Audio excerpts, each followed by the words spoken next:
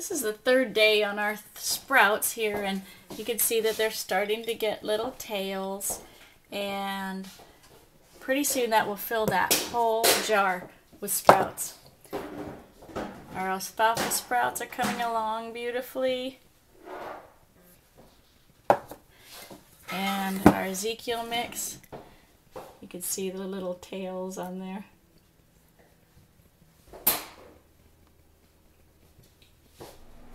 Okay, so our sprouts have sprouted. They filled the whole jar, just like I said they would. And every morning what I've been doing is coming and I fill them up full of water. Swirl it around a little and then pour it out.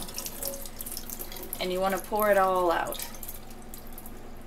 Let it drain really well. Don't leave water in there because then it would be sitting in water at the bottom. We don't want that.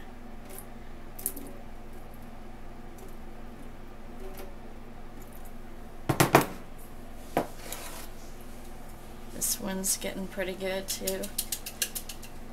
I already just rinsed that and forgot to film it, so I don't want to put more water in it or it'll get waterlogged.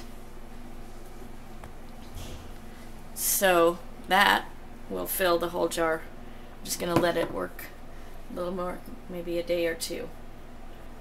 So this is ready to use for bean sprouts for Thursday stir fry. So one of the things I've learned is kind of fun is I found this thing at Walmart. It's just a colander, but it's square and it fits nicely inside a regular tub for dishes. Walmart doesn't sell this together, but I found them. They just happen to sit right inside each other.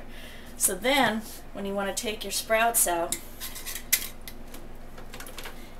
and this is getting so full that if I waited another day, it would just be too full to even get out of there.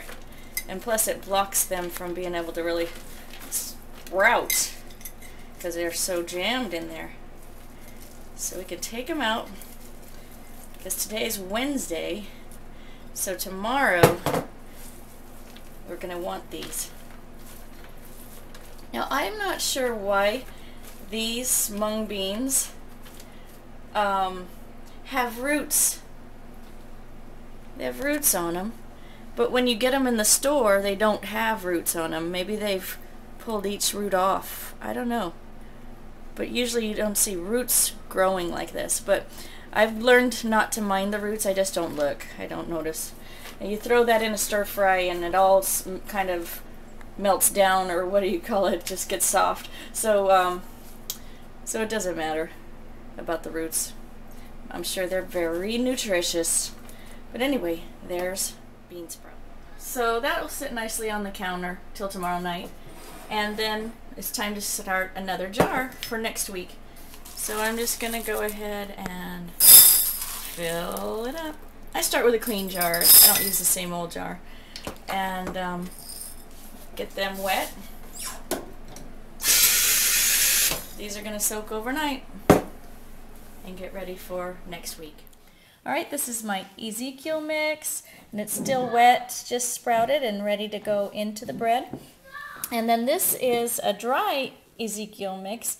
So you can do it either way. You can add it to the bread wet or dry it out in a dehydrator and save it for later. I wouldn't grind it until I'm ready to use it because I don't want it to start to deteriorate. But as long as it's in this form where it's dried and it's got the little sprouts still attached to it, it's going to stay good in a lock and lock container for quite a while. So then we grind it and it's ready to add to bread.